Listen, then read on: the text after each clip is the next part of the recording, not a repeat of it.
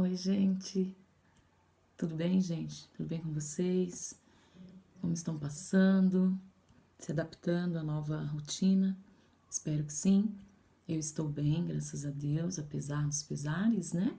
Ansiosa, assim como todos estão, tenho certeza disso. Mas é um mal necessário, né? E de agora em diante precisamos nos adaptar, né, a essa nova rotina, tá certo?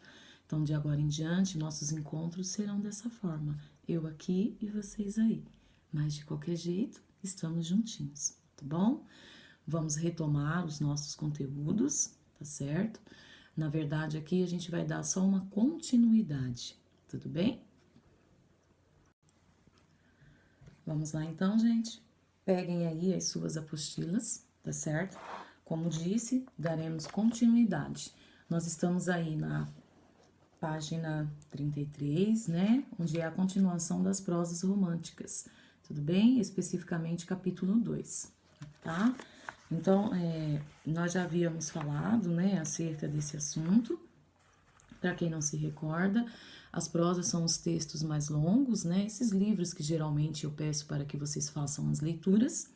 Porém, quando se trata do período do romantismo, nós tivemos alguns diferenciais, né? Nós temos algumas classificações onde as prosas, né, dividem-se em prosa urbana, prosa indianista, prosa regionalista e prosa histórica, tá certo? Então, nós vamos dar continuidade a esse assunto. Porém, aqui nós vamos abordar alguns autores, tá certo? Então, peguem as suas apostilas e bora realizar.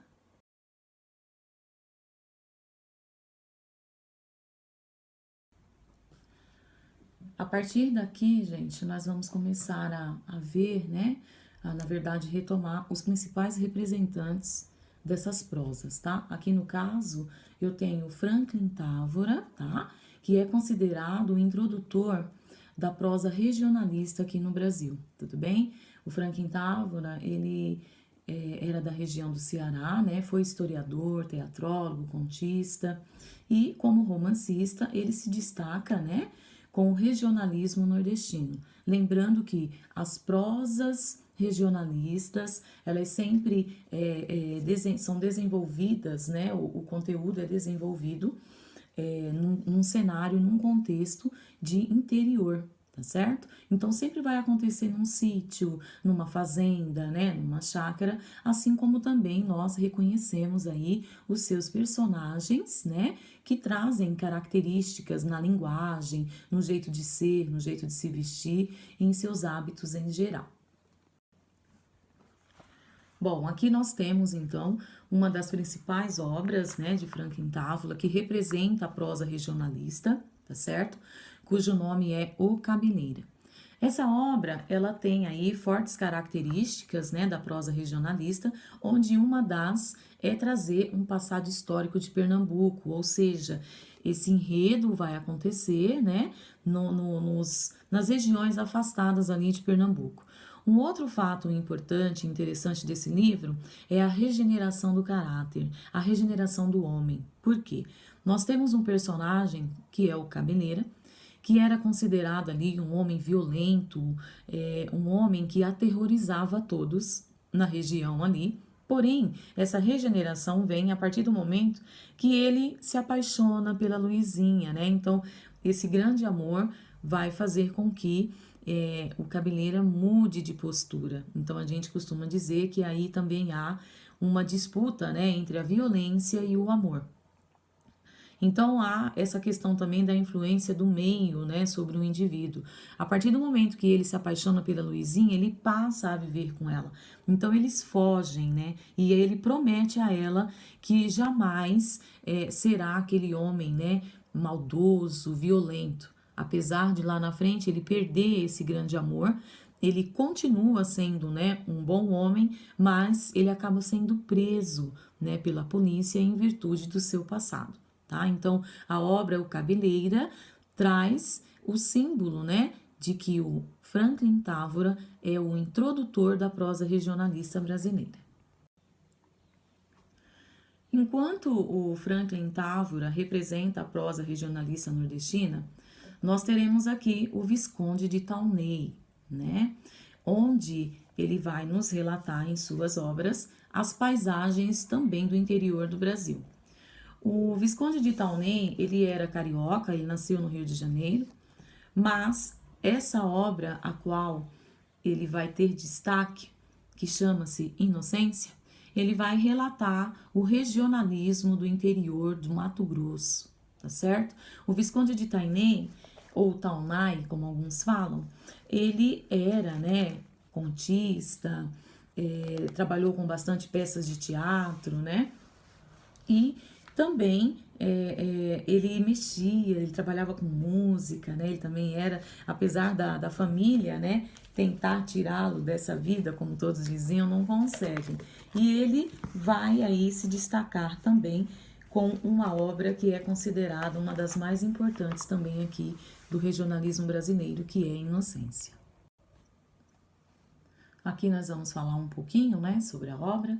Como já disse, Inocência, né, a obra-prima de Visconde de Taunay, onde ele traz aquela característica muito forte dos romances românticos, né, vamos dizer assim, que é a impossibilidade amorosa. Aqui vai acontecer a questão da proibição, né, do envolvimento de um casal, né, que os nomes aí no caso são Inocência e o médico Cirino.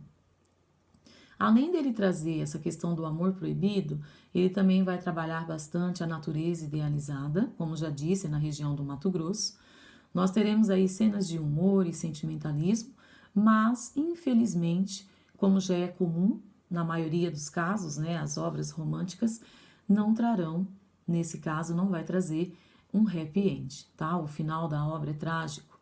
Então, nós temos a Inocência, que é, né, filha de um fazendeiro ali da região do Mato Grosso, criada dentro dos costumes, né, do povo do interior. O pai é muito rígido, né, é machista, autoritário, ele que decide o destino da filha, com quem vai casar, tanto que ela já está prometida, né, a um outro homem, e ela acaba, ela fica doente, né, ela é acometida pela malenta, que era uma doença que estava muito comum ali naquela época na região, e o médico Cirino acaba cuidando dela.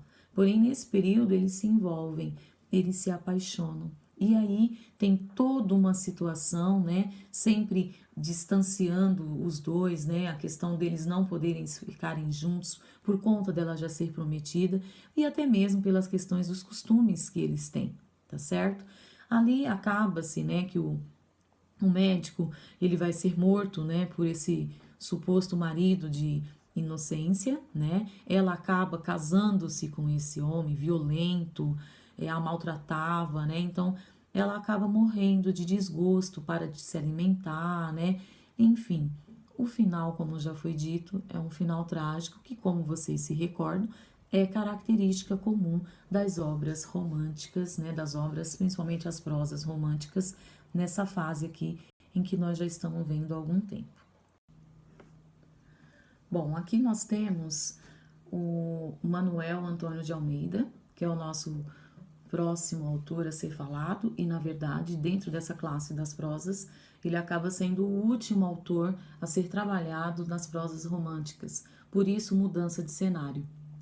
O que vai diferenciar o Manuel Antônio de Almeida dos outros autores que vimos até aqui, em todos os campos das prosas. O Manuel Antônio de Almeida, ele vai nos trazer um diferencial nas prosas. O romance que se destaca, né, quando se fala de Manuel Antônio de Almeida, chama-se Memórias de um Sargento de Milícia. Nesse livro, ele vai trazer bastante, ele vai representar bastante as camadas populares do Rio de Janeiro, do início do século XIX, porém ele vai trabalhar o humor, o coloquialismo na questão da linguagem. E o que é interessante é que vai ser uma narração descontraída, e o diferencial desta obra é que eu não posso lhes dizer que a obra de Manuel Antônio de Almeida é uma prosa romântica, é uma prosa urbana ou se é indianista, porque na verdade o romance que nós vamos falar agora, a maneira como Manuel Antônio de Almeida introduziu a prosa aqui no Brasil é de uma forma que nós chamamos de prosa de transição.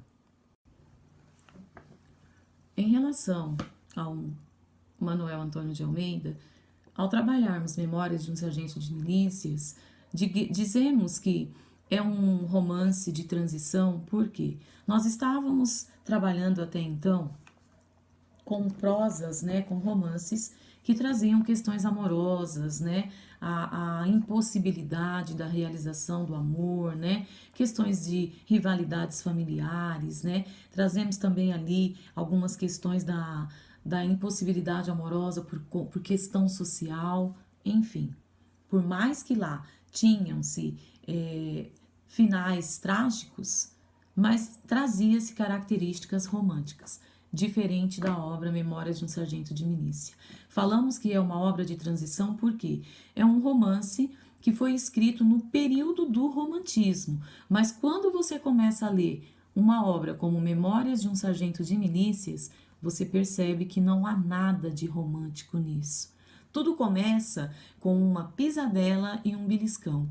O Leonardo, pai, né, e a Maria das Hortaliças, são os pais do nosso Leonardinho, né, que é o nosso sargento de milícias, eles começam a se envolver, a conhecer desta forma. Onde que tem romantismo, um beliscão e um pisão no pé, tá certo? Então, eles vão se conhecer numa viagem em Portugal, eles vêm para o Brasil. Quando chega aqui, 7 meses após, a Maria já dá à luz a uma criança que, no caso, é o nosso herói, que é nosso, na verdade, anti-herói. Anti-herói por quê? O Leonardinho, ele não vai ter características comuns de um herói romântico, que é bonito, bondoso.